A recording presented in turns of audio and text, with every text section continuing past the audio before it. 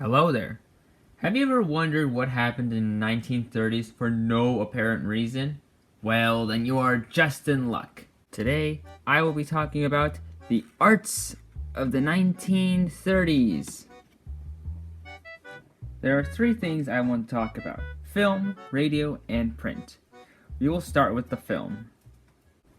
Lights, camera, action! Movies and TV shows have been a big part of our lives. Some of the most famous of them were in the 1930s. Some of the movies in my list here include Frankenstein, King Kong, The Invisible Man, Mr. Smith Goes to Washington, The Hunchback of Notre Dame, Scarface, PG, Gone with the Wind, and finally, The Hound of the Baskervilles. A cool little fact here is that 20th Century Studios was founded on May 31st, 1935. They are known for making movies like Ice Age, Rio, and Die Hard. Some TV shows that came out in the 1930s were The Three Stooges, Popeye the Sailor, Looney Tunes, BBC documentaries, and Tom and Jerry. Not this one, this one. Another cool fact is that Donald Duck first appeared in The Wise Little Hen, a short silly symphony by Walt Disney on June 9th, 1934. That's him, right there. Now that we have finished the film topic, let's move on to the radio topic. 1, 2, 3, 4. Music, news, and everything else we all listen to. Radios are one of the best things in life. You turn them on when you are happy, when you're at parties, when you are lonely, all good stuff. In 1932, more than 40% of household Americans owned a radio. This was known as the golden age of radio. During this time, jazz and swing music artists wrote the most popular songs in the 1930s, so I'll start with that one. Some of them include Louis Armstrong, I see trees of green, Benny Goodman,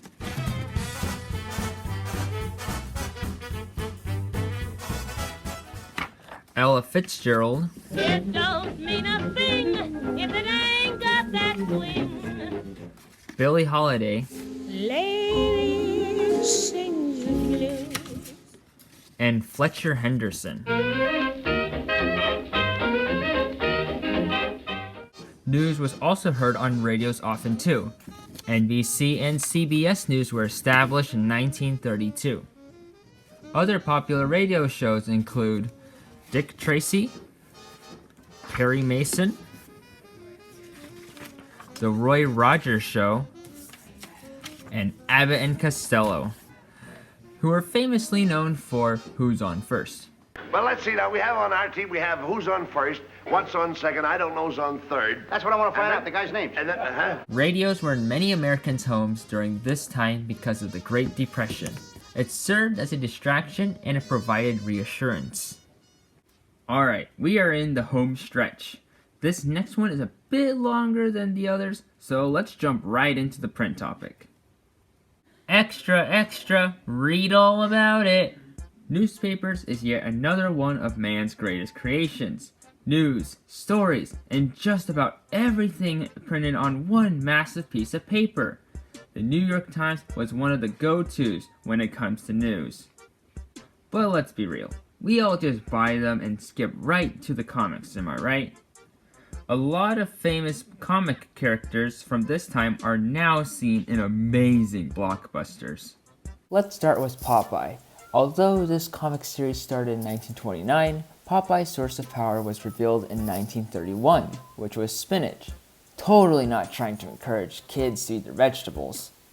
In 1935, National Allied Publications published New Fun Comics, which was the first comic book to contain wholly original material rather than reprints of newspaper comic strips. I'm just going to go through these next ones real quick. Ready? Alright. In 1937, National Comics Publications begins the publication of Detective Comics. It later changed its name to DC Comics and would run continuously until 2011. In 1938, Superman made his first appearance on an average newspaper comic strip. In 1939, Batman and James Gordon were introduced on DC Comics' 27th issue. Lastly, in 1939, Marvel Comics was published, but that was not its name. It was Marvel Mystery Comics. Before I end this topic, I would just like to tell you the most famous books to be published during this time. Margaret Mitchell's Gone with the Wind, J.R.R. Tolkien's The Hobbit, Agatha Christie's The Murder on the Orient Express, and Irma S. Rombauer's The Joy of Cooking. We have covered the three main topics of the 1930s: film, radio, and print. But we're not done yet.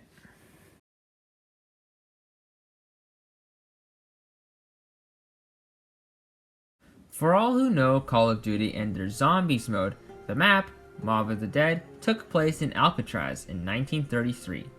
The primary objective was to escape the island using a makeshift plane. And last but not least, on September 29th, 2017, a video game based its entire foundation on a 1930s cartoon. This game was called Cuphead.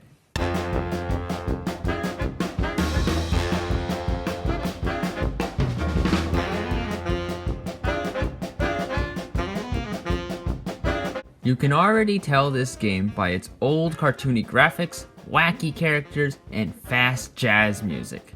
This is definitely one of my favorite games to watch, not play because it was very hard.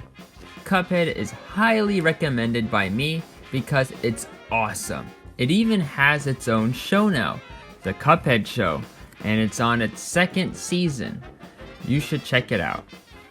Well, that's a wrap. I hope you enjoyed watching, and I'll see you again next time. Goodbye!